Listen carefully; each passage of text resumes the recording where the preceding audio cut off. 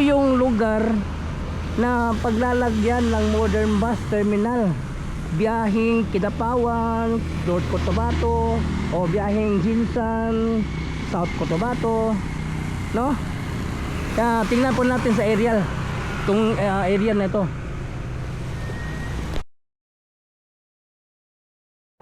So ito yung area dito sa Turil na paglalagyan ng modern bus terminal. Nakikita po natin, wala pa tayo nakikitang movement nito, no? Di kagaya doon sa Bunawan meron na, pero dito wala pa, no? So ito po yung sitwasyon dito, makahoy pa dito.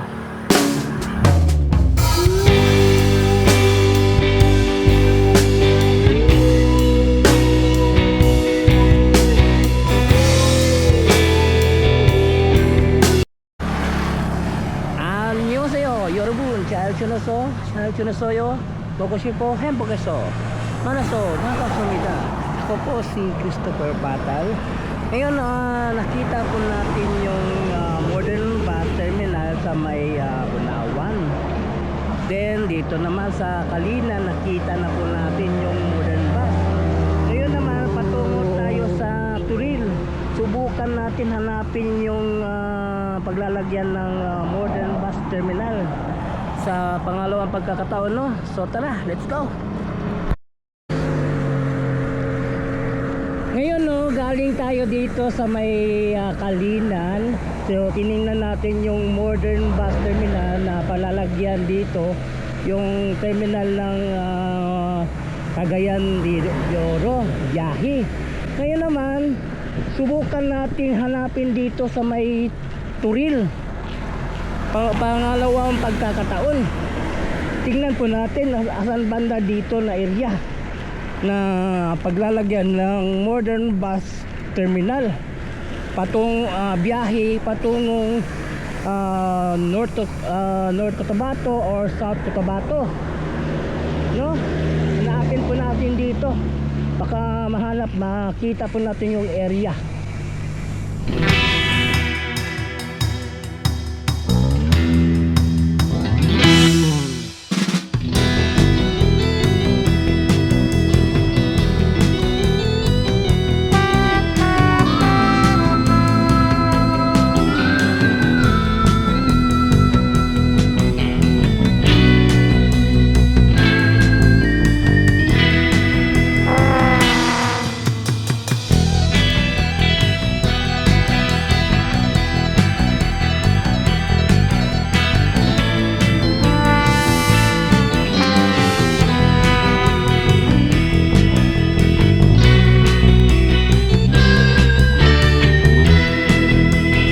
Bago tayo pumunta sa Turil, dito muna tayo, tingnan muna natin itong Lantaw Bukid.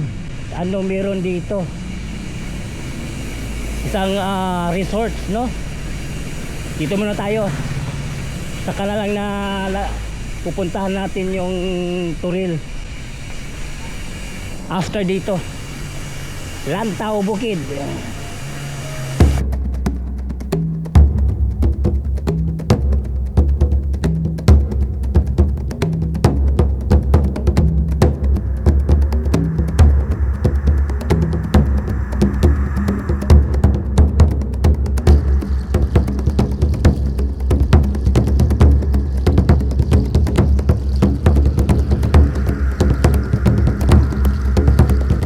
Ito yung Lantaw Bukid View Park Resort. So punta tayo dito, pasok tayo, quick visit lang tayo dito. Tingnan natin anong kagandahan dito banda, no? So dito banda yung entrance, 200 ang entrance, no? So tingnan po natin sa loob anong yung kagandahan ng lugar na ito, Lantaw Bukid View Park, no? So ito merong pwede kayo magpi-picture dito, no? Yeah, ito po yung area niya. Meron po siyang basketball court dito.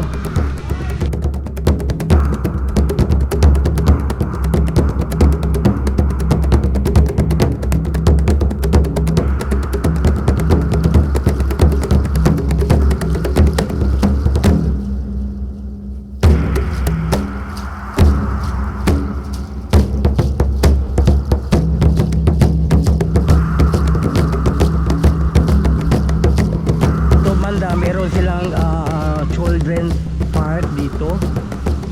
Then ito yung mga cottage, no?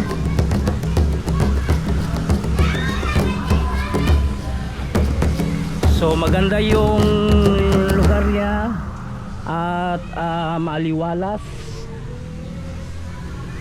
So ito yung mga facilities niya, no? Dito.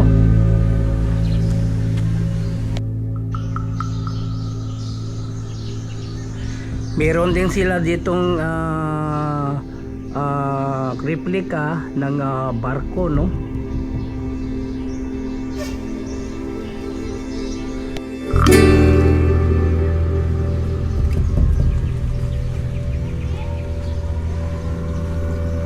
Ang kagandahan dito,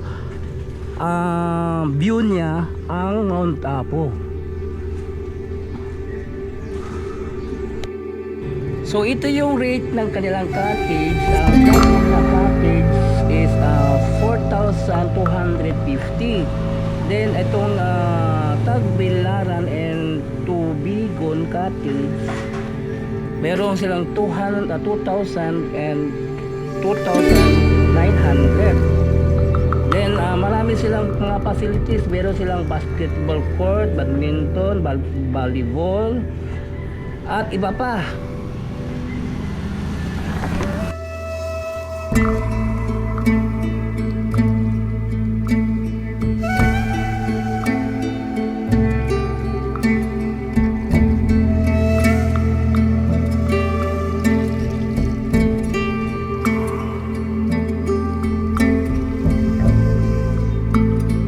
Ngayon naman, patungo tayo ng Turil. So tara, let's go.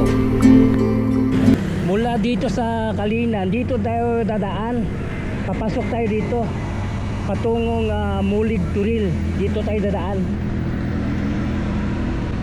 patungong Mulig Turil.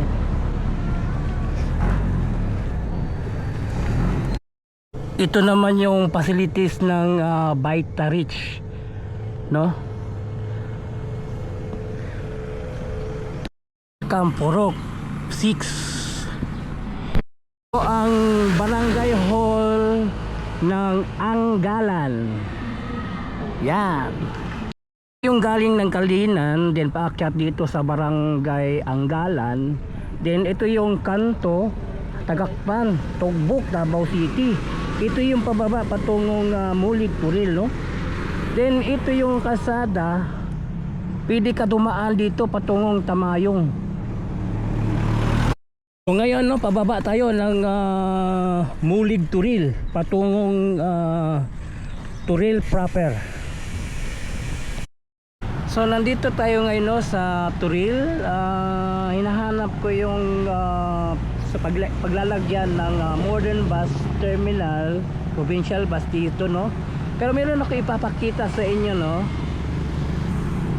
Nakikita ninyo itong may triangle dito na may kalabaw nakasakay at saka mayroong durian dito, no. Then mayroong bakod dyan. Yan yung gagawing SM dito sa Turil.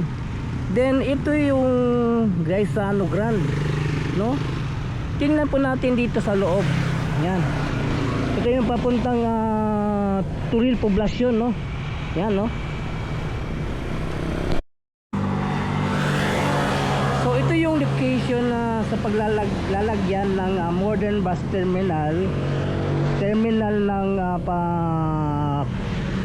North Cotabato, South Cotabato, no. Katulad doon sa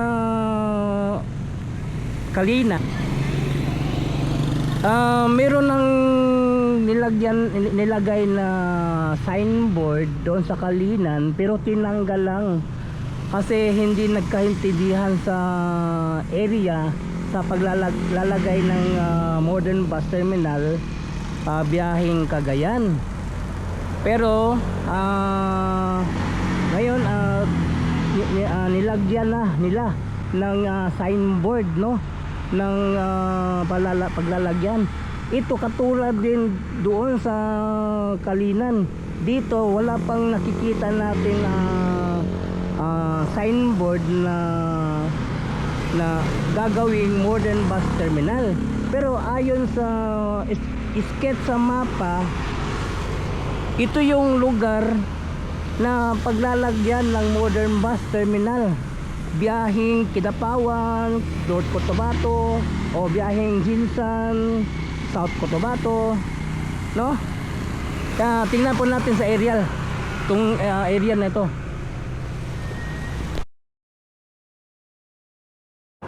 So ito yung area dito sa Turil na paglalagyan ng modern bus terminal. Nakikita po natin wala pa tayo nakikitang movement dito, no? Di kagaya doon sa Bunawan meron na, pero dito wala pa, no? So ito po yung sitwasyon dito, makahoy pa dito.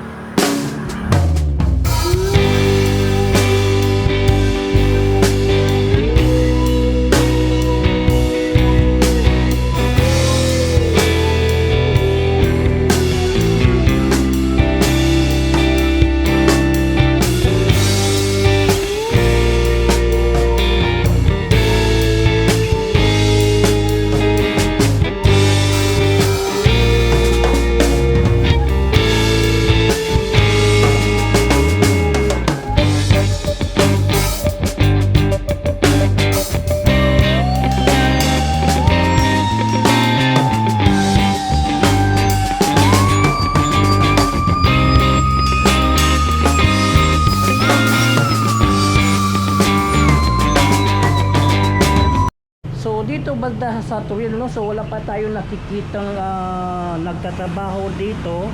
Di katulad doon sa may Bunawan, meron ng nakikita nating may pinatag na ng lupa. Pero dito makahoy pa dito, no? So yun, hanggang dito lang muna itong update natin dito sa Turil. Itong Davao Transport Modernization Project, no? So yun, please subscribe to my channel, Chris Picor TV. I-follow po ng akong Facebook page, Chris Picor FB.